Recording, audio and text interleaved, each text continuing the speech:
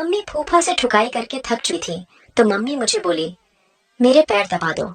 मुझे ये सब पता था कि मम्मी के पैर क्यों दुख रहे हैं। फिर मैंने मम्मी के पैर दबाने लगा। मम्मी ने साड़ी पहनी हुई थी और उनके पैर रजाई के अंदर थे। मैंने रजाई के अंदर हाथ डाला और मैं साड़ी के ऊपर से मम्मी के पैर दबाने लगा। मैंने काफी देर तक उनके पैर दबाए तो मेरा औजार खड़ा हो गया था। मैं अब उनकी साड़ी के अंदर हाथ डालकर उनके पैरों को दबाने लगा था। मेरी मम्मी को आराम मिल रहा था तो वे सो गईं। जैसे ही मैंने देखा कि उनको नींद आने लगी है तो मैंने 2 बार चेक किया। जब वे नहीं उठी तो मैंने धीरे धीरे करके अपने हाथों को उनकी जांघों तक ले जाना शुरू कर दिया। कुछ ही देर में मैं उनकी जांघ को दबाने लगा। उसके बाद मैंने थोड़ा और हाथ ऊपर कर दिया। अब जैसे ही मैंने उनकी गुफा को टच किया, वे उठ गईं और मुझ पर चिल्लाने लगी, यह क्या कर रहा है तू? साले, तुझे पैर दबाने को बोला था, तू कहाँ उंगली कर रहा है? मैंने सहमते हुए कहा, वह गलती से चली गई थी। तो वे बोली, चल हो गया, बस अब मत दबा, हट। मैं हाथ हटाने के मूड में नहीं था। मुझे तो आज अपनी मम्मी को खोदना ही था। मैं उस वक्त तो हट कर उनके साइड में लेट गया। मम्मी वापस से सोने लगी। जब कुछ देर बाद मैंने देखा कि मम्मी गहरी नींद में सो गई है, तो मैंने अपना औजार बाहर निकाला और मम्मी की एक बाह से स्पर्श किया। वे नहीं उठी। उसके बाद मैं अपने औजार को मम्मी के होंठों तक लेकर गया और उन्हें औजार पिलाने की कोशिश करने लगा। वे कुछ भी प्रतिक्रिया नहीं कर रही थी। मैं थोड़ा और साहस जुटाकर अपने औजार को उनके होंठों के करीब ले गया। डरते डरते मैंने अपना औजार उनके होंठों से लगाया तो मेरा औजार और ज्यादा कड़क हो गया था। अचानक से मम्मी के होंठ खुल गए और मैंने औजार का सुपारा उनके होंठों के बीच में लगा दिया।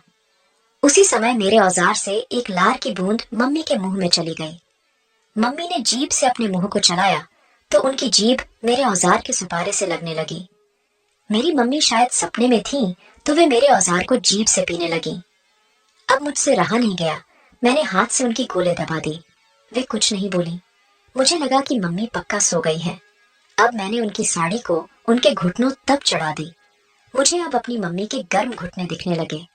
उसके बाद मैंने औजार को उनकी जांघ पर रख दिया और इधर उधर करने लगा। इससे उनको गर्म गर्म एहसास हुआ तो वे उठ गईं। उसके बाद माँ ने मेरे साथ क्या किया, पूरा सुनकर कहानी का मजा ले। मेरी गर्म माँ ठुकाई कहानी में मैंने बताया है कि मेरी नैनाम बहुत बड़ी हरामी है। मैंने एक दिन उन्हें फूफा जी से ठुकाई करवाती देखा तो उनकी वीडियो बना ली। नमस्कार दोस्तों, मेरा नाम रोनी है। मैं मध्य प्रदेश के रतलाम जिले का रहने वाला हूँ। मेरे घर में मेरी मम्मी, पापा और मैं, हम 3 जन ही रहते हैं। मेरी मम्मी सौतेली हैं और वे बड़ी ही गर्म हैं। शायद मेरे पापा उन्हें खुश नहीं कर पाते थे। मेरी मम्मी का नाम जमुना है। वह इतनी हरामी है कि क्या ही कहूँ। उनको एक औजार से पूरा नहीं पड़ता है। पापा के औजार के अलावा भी वे अनेकों औजार अपनी गुफा में ले चुकी थी। छोटे मोटे औजार से तो मेरी मम्मी की गुफा की बाल का बाल भी टेढ़ा नहीं हो पाता था। उन्हें सिर्फ बड़े औजार वाले मर्द ही पसंद आते थे। एक दिन फूफा जी बुआ जी को लेकर घर पर आए हुए थे। बुआ किसी काम से घर से बाहर चली गई थी, तो घर पर केवल मम्मी और फूफा जी ही थे। घर में शक्कर खत्म हो गई थी, तो मम्मी ने मुझे किराने की दुकान पर लेने के लिए भेज दिया था। मैं चला गया, पर तुरंत ही अपना मोबाइल लेने के लिए वापस आ गया।